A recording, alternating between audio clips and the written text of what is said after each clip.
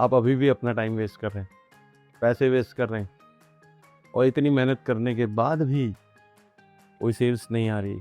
समझ नहीं आ रहा कहाँ किसको ऐड दिखाना चाहिए, किसको नहीं, कहाँ पे सेल्स लेके आनी चाहिए, कहाँ से लीड आनी चाहिए, क्या आना चाहिए, कोई एक फनल, कोई सेटअप बिल्कुल भी नहीं। तो ये वीडियो आप लोगों के लिए है। मैं हूँ रामानुज मिश्रा।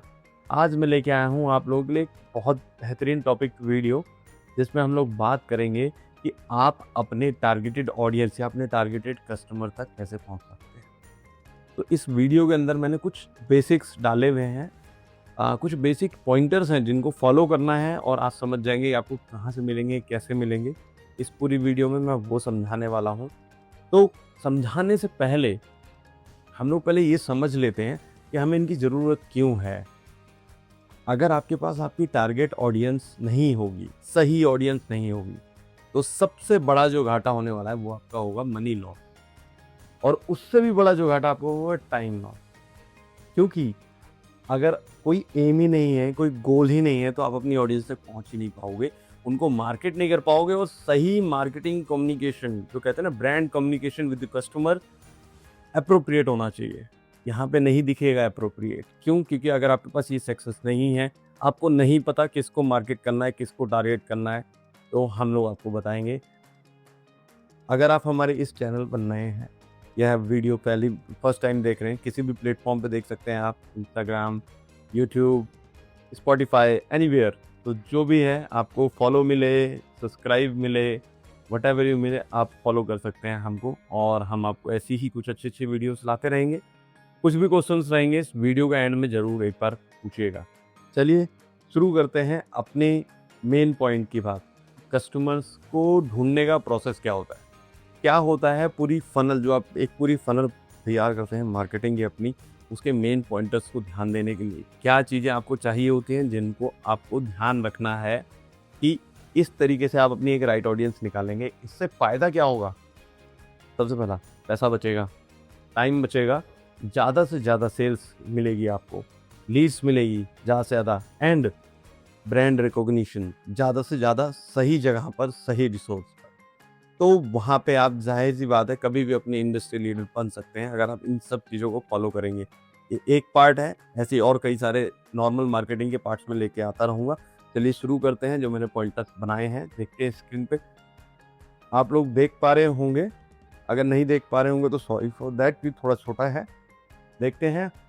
फर्स्ट जो हमने निकाला है फार्मोस, आइडेंटिफाई योर आइडियल कस्टमर, जो मैंने आपको बताया।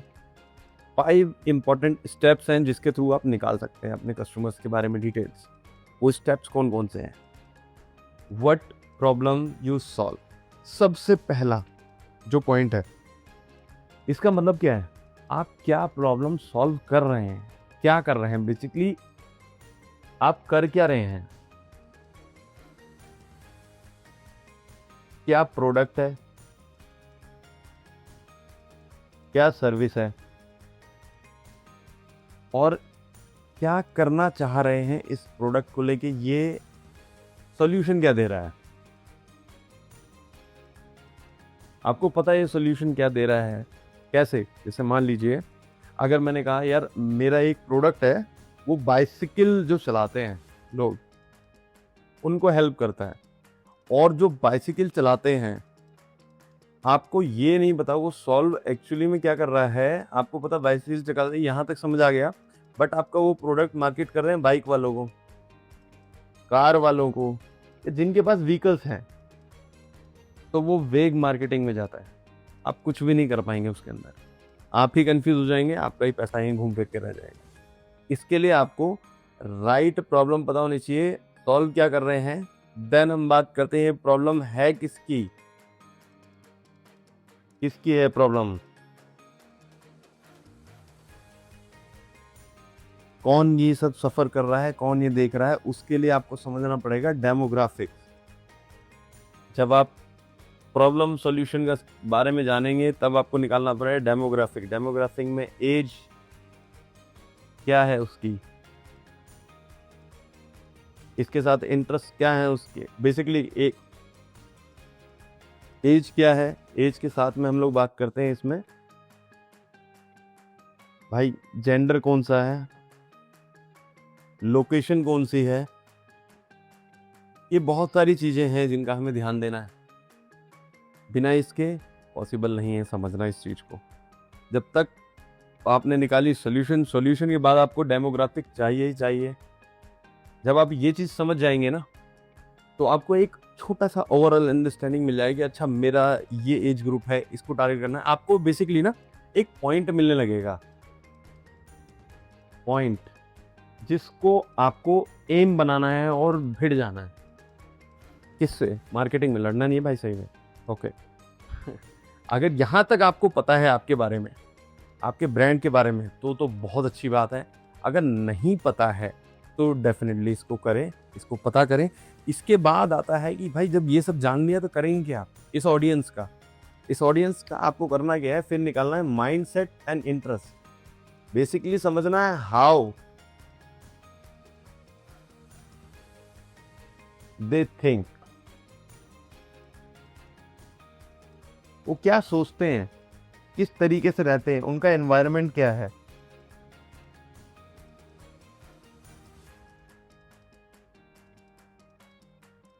थोड़ा स्पेलिंग देख लेना यार, जल्दबाजी में टेढ़ी मेढ़ी हो रही है।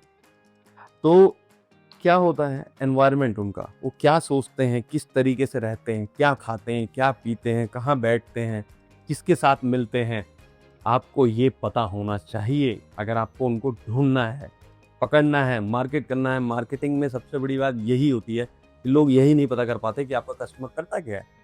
तो आप मार्केटिंग कैसे करेंगे?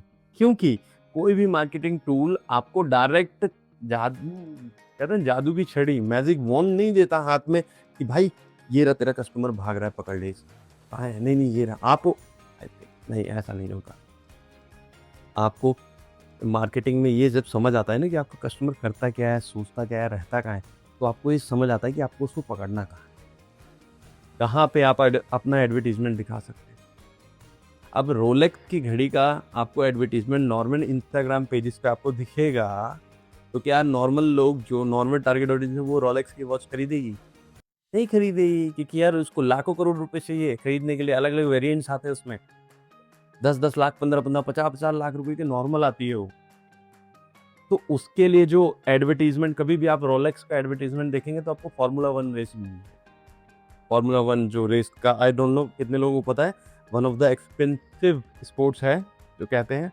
या आपको गोल्फ जो लोग खेलते हैं वहाँ मिलेगा, टेनिस जो लोग खेलते हैं वहाँ, क्योंकि these are the some sports जहाँ पे इस कैटेगरी के लोग जाते हैं जो वो रोलेक्स वाली वॉच खरीदेंगे।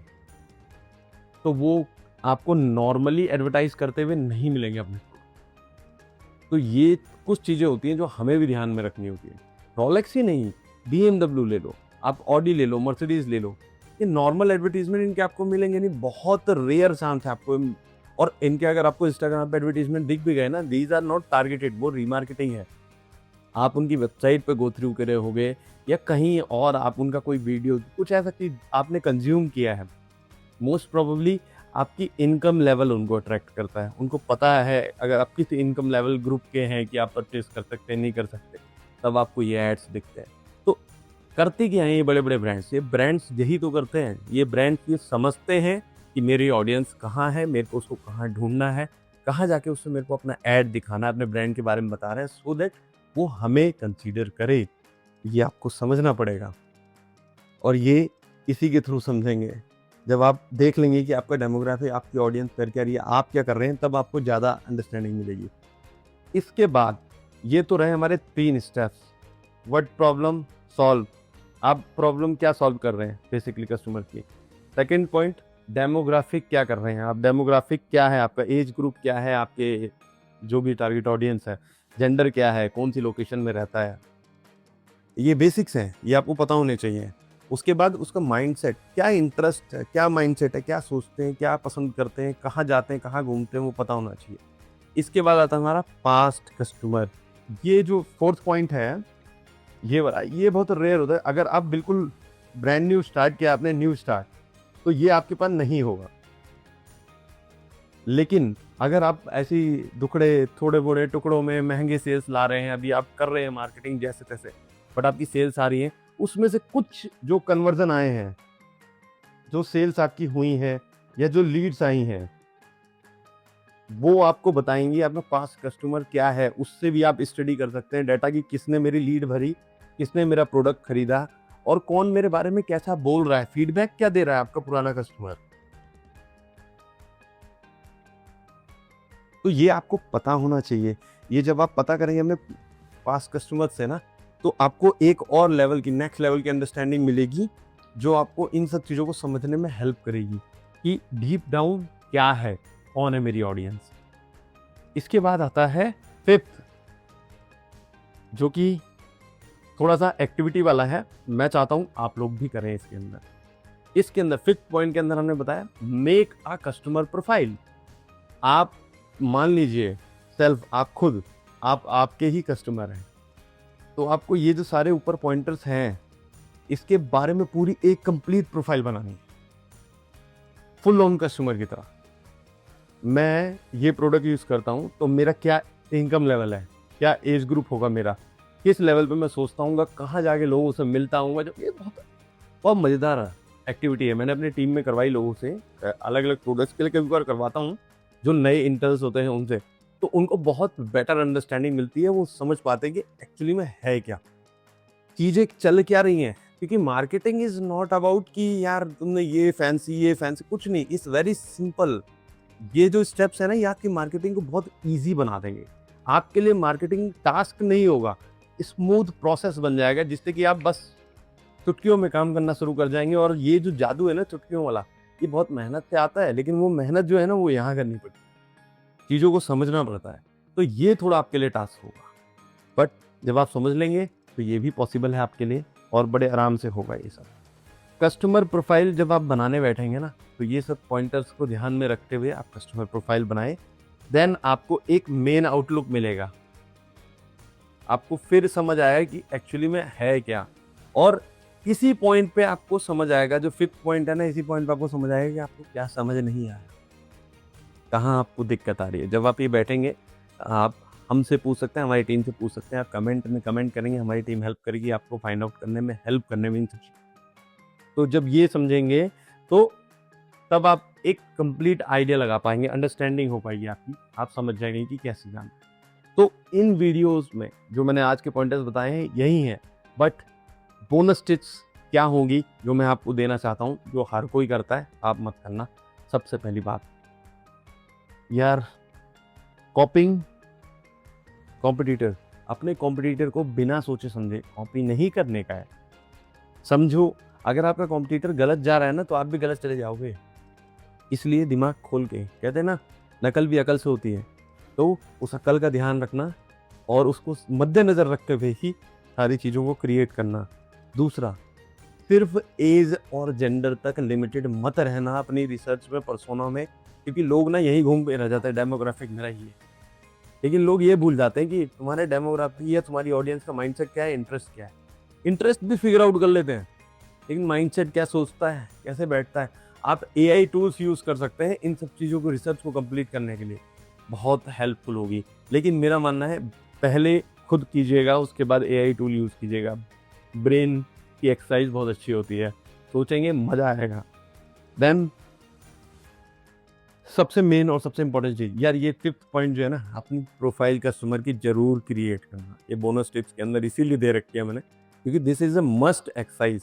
और जिसने कर लिया है वो जाहिर सी बात है मेरे को कमेंट जरूर करना कि आई हैव मेड दिस, मैंने कस्टमर प्रोफाइल बना ली। तो ध्यान रखिएगा इसका।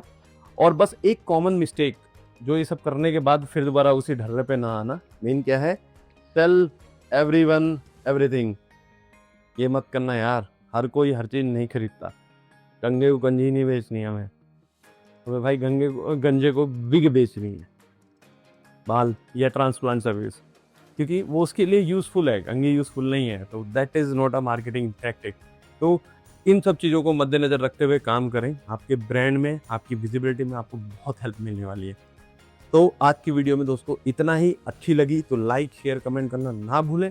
और अगर हमारे चैनल पर नए हैं, फर्स्ट टाइम है, तो इसको सब्सक्राइब करें, फॉलो करें अगर इंस्टाग्राम पे देख रहे हैं। और बाकी आपके जो भी सजेशंस हैं, जो भी आपकी क्वेश्चंस हैं, मन के अंदर कोई भी डाउट्स हैं, आप हमें कमेंट बॉक्स में कमेंट कर सकते हैं। आप हमारी मेल आईडी आपको मिल जाएगी, अगर आप मेल आईडी के थ्रू कॉन्टैक्ट करना चाहते हैं वहाँ से कॉन्टैक्ट। और अगर ये नहीं समझ पा रहे, आपको ये चीज़ें बहुत क्लमज़ी लग रही हैं, बट आपको अपने बिजनेस के लिए, अपने ब्रांड के लिए हेल्प चाहिए, तो हमारी टीम है आपके लिए हमेशा हाजिर। तो मिलते हैं अपनी नेक्स्ट वीडियो में।